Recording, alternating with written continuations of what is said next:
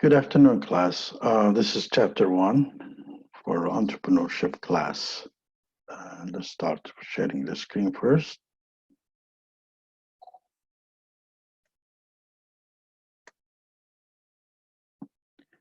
So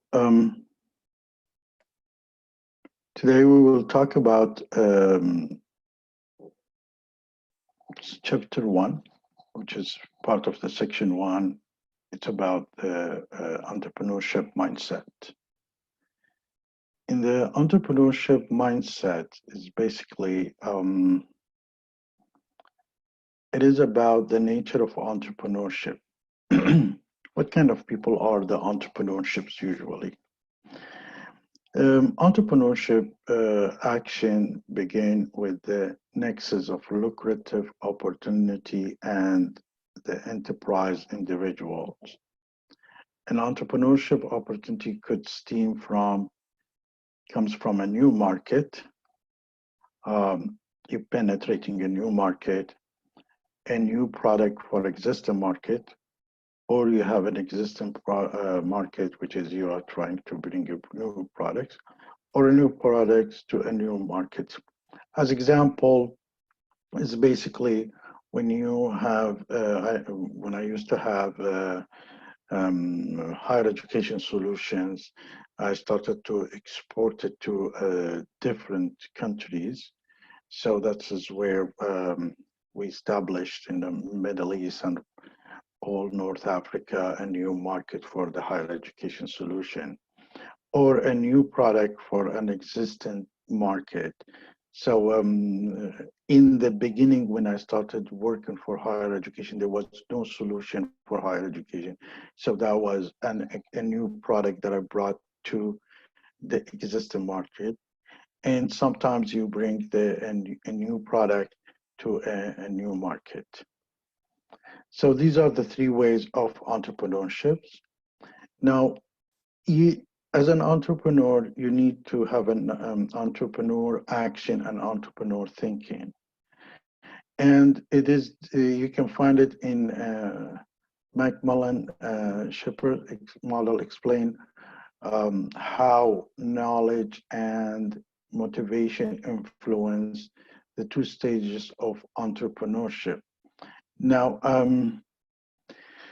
basically, the first stage is the realization that there is an opportunity exists for someone. So as an entrepreneur, you think, okay, I think there is an opportunity in the field of, for example, solution for higher education.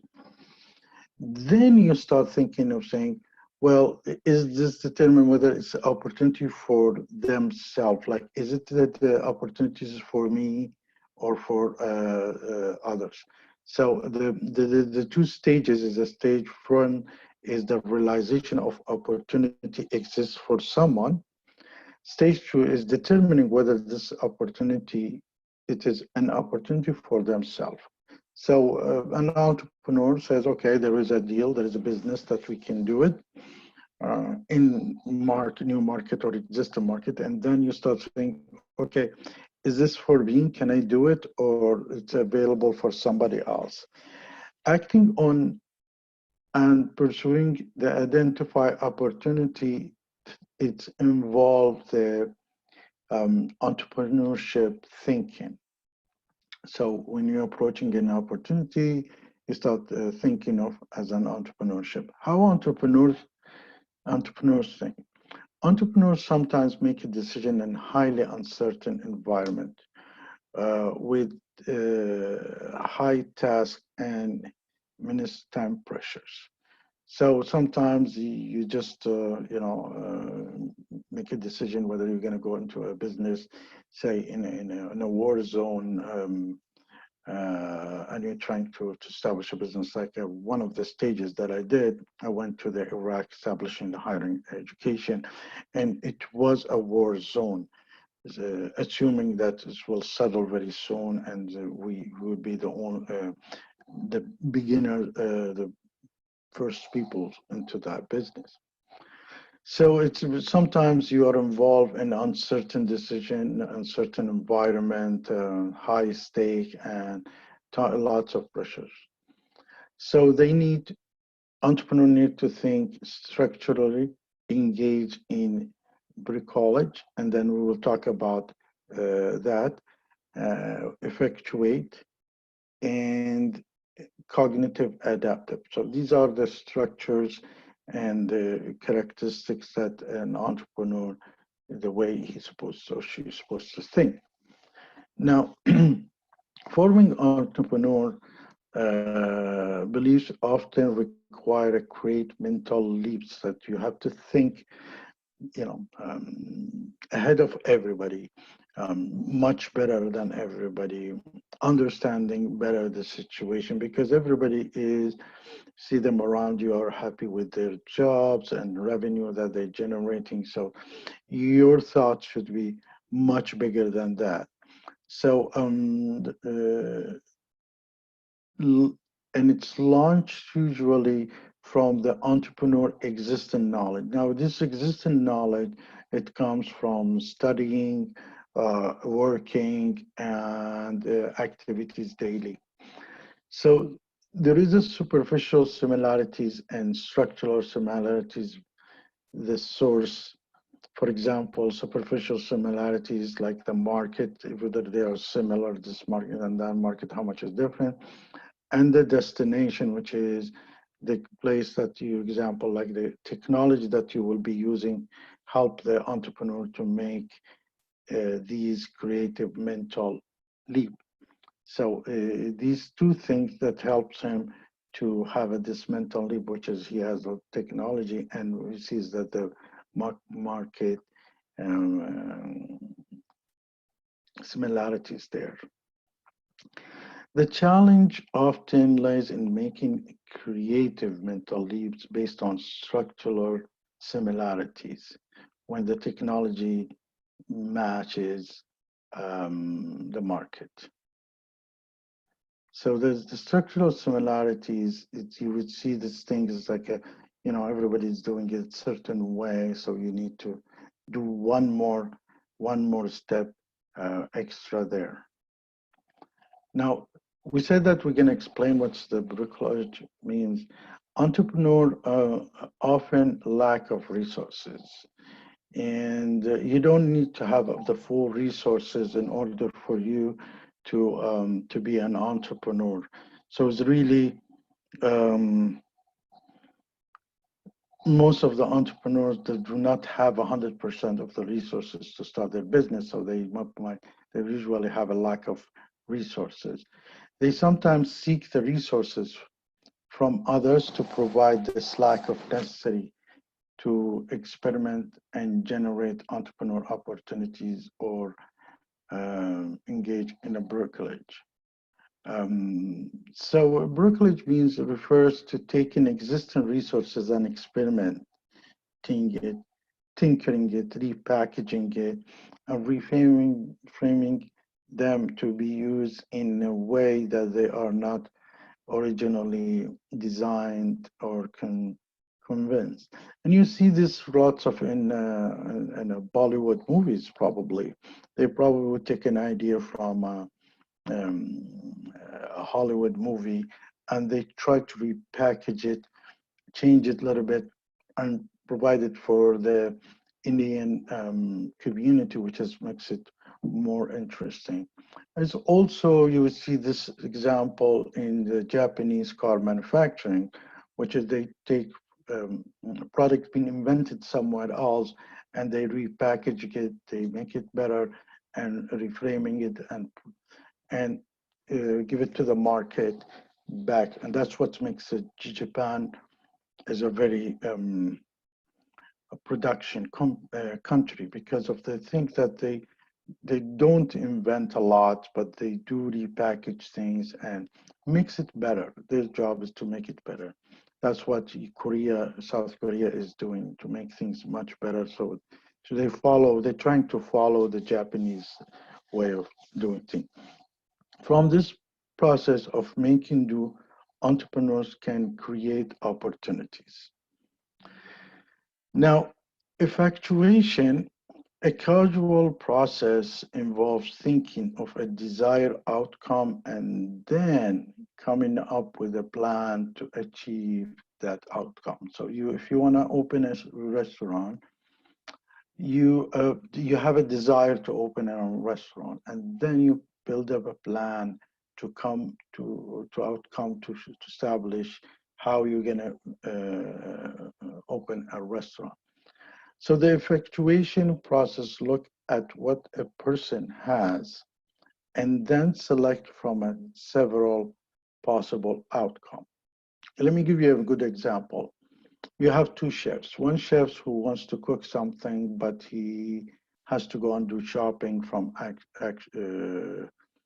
outside to make things. And there is another chef who comes in his room, and you've done this so many times. You came to home and you saw what's in the home, and then you cook something out of whatever you have there. And this is what uh, you know makes the effectuation process look at what a person has and then select from the possible outcomes. So most of managers need to take an entrepreneurial mindset. Now, as we said, that managers usually are not into entrepreneurial mindset, but these days, because things is changing so quickly and environment, the only constant thing in life is probably change. So the managers start thinking how to be a more entrepreneur. And in order for them to develop this mindset, manager needs to really attempt to make sense of opportunities. So they see around, they start looking at the opportunities and see or if there is an opportunity for the business. And constantly question their uh, domain logic, whether they are doing it right or you need some adjustment to do it, perform better, and then revisit what they think true about the market and firm. So they also comes and start reevaluating and evaluating about what's in the market and the market and what's in a firm and the firm that they are working on. So they have to do these on a constant base on to make sure that they are, ahead of the others. Now, cognitive adaptability. To be good at the effectuation, you must have a cognitive adaptability. And it is the extent of entrepreneur arm dynamic, flexible, self-regulating, and engaged in the sense and acting on change in their environment. So how much is the entrepreneur is a flexible, how much is dynamic, self-regulating, and acting on this according to the environment. Reflected in the entrepreneur's ability to reflect, open, understand, control their thinking and learning. Now, learn to be cognitive by asking these four questions. One is a comprehensive questions.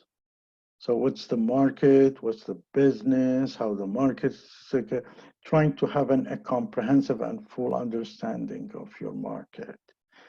The connection task, how these small things, tasks that's happening can be connected to each other. And sometimes you would find your leads between all these connecting tasks. Sometimes lots of people will find a small business between the businesses that's happening.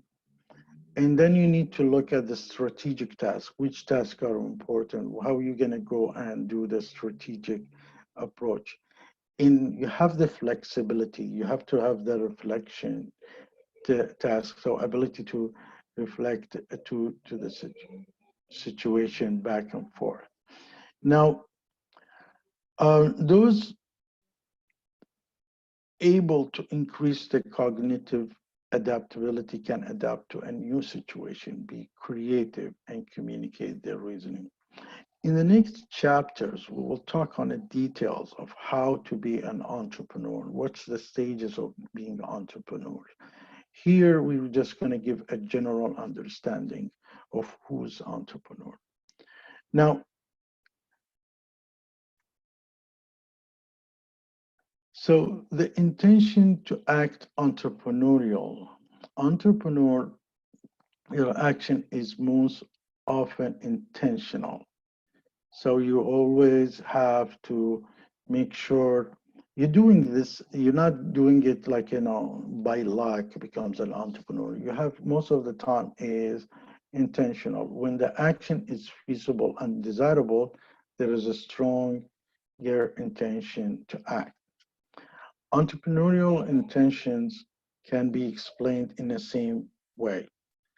Entrepreneurial self-efficacies refers to the convention, how much you are convinced that one can successfully execute the behavior required.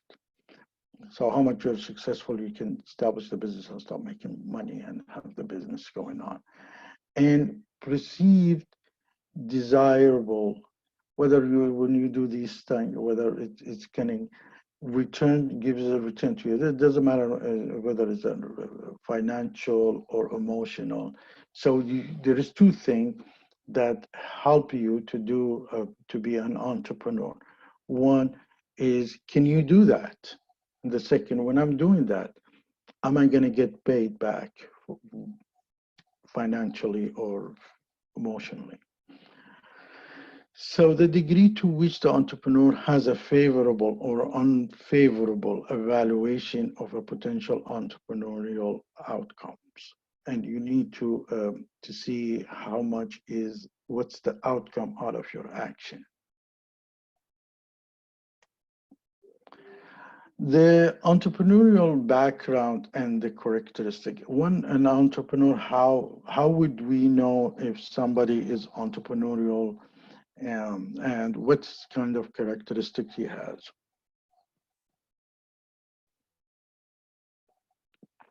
Excuse me. First of all, education. A broad knowledge allows for you to discover of the potential entrepreneurial and assist the adaptabilities. So you need information, you need a broad knowledge, you need to, do your education to be a better entrepreneur. That doesn't mean people who do not educate themselves, they don't go to school. That doesn't mean they're not entrepreneurial. But when you're educated, you become more aware of the situation. And second, provides the transferable knowledge, skills, and problem-solving abilities. So a broad knowledge allows for discovery of potential opportunities and assist the adaptabilities, and then provide a transferable knowledge, skills, and problem-solving abilities. And the age also has a big effect. Entrepreneurial age reflects to the entrepreneur experience. And most of the entrepreneurs are between 22 to 45 when they're starting. So the entrepreneur experience is usually when you're working in a restaurant, you're not going to go and start working in IT. When you're most likely if you're working in IT, you're not going to work in a restaurant business. So this is like it will. You don't, maybe you provide a solution, IT solution for restaurants, but not in making food. And if you're making food, because of your experience, you will be expanding or establishing a business. So the work history plays a role in the growth of success of a new venture. Um, the knowledge and experience in the way of financing, how to get your finance. And there is a full chapter or two chapter where we'll be talking about how you're going to finance your entrepreneur business. Product development, manufacturing, distribution, and marketing are particularly important. Manufacturing and distribution, and this is the stage where we I usually teach it in a supply chain management and marketing. We will touch on marketing. And as a matter of fact, one of your assignments is about marketing, because big part of the business plan that you're going to do is marketing also. So these are the work history, which is the plays very great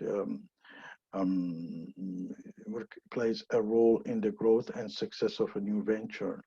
And your experience in financing, product development, manufacturing, and distribution, and marketing are particularly important also. So the role and support system. A role model is important factor influencing the entrepreneur. So when we say a role model, it doesn't mean say you might have somebody that you look up to it and you want it to be like him. And sometimes says, well, if this person can do it, why I cannot do it? And this is another way of looking at the role model. Is like sometimes you see people who reach their goal, and you think you're much better than them, or you can do much better work. So this is one of the role models. The other role model could be somebody you want to get to that level. So, and these roles models, it can be a relative or a successful community entrepreneur, and can serve as a mentor before and after launching the venture. So he could be your mentor, can help you in launching the venture. And he doesn't have to be a successful entrepreneur. He might be somebody who failed a few times, so he can pass this knowledge how to avoid this failing. So be an open-minded when it comes into different mentors you're looking at. As the contacts expand, they form a network with the density and certainty. So an entrepreneur needs a network of financiers, network of family, network of co-workers, all these things. So as it expands, you need to have a densities in it. The entrepreneur should establish a moral support network of family and friends. So he's always get a support from his family and his friend. The entrepreneur also needs advice and counsel obtained from members of professional support network, so they can advise him and help him in selecting best financing way, best businesses, where can they start, and all these things. And mentors, the entrepreneur has also advice and counsel obtained from members of professional supports and network. And we said as the mentors, business associates, suppliers, trade associate, and other personal affiliation. You're not there in the market alone, and you need somebody's other people help. So you try to establish your network, your community to have a successful business. Now, when we talk about network, entrepreneurial activity is embedded in networks, interpersonal relationship, access to stores, resource. I keep putting the pictures up and down because I think it just says that you need to read while you are looking at it. These networks offer access to resources, so you need access to resources. Assistance in discovering and exploring new opportunities. Opportunity to exchange goods and services and receive feasibility that strengthens entrepreneur intention. It would be nice before you start producing, you already have somebody is buying or exchanging your goods and services. So that makes it very easy for you. And this is developed through your networking. Sustainable entrepreneurship. Entrepreneurship action can both sustain and develop. Sustainable entrepreneurship is focused on preserving nature, supporting life and community in the pursuit of the opportunity to bring future products and services into existence for gain. So that you are really supporting the nature, the community to produce the new businesses. Those usually with a greater knowledge of the natural environment are more likely to notice change in the environment from the opportunities that forms the opportunities. So you can look at the around you environment.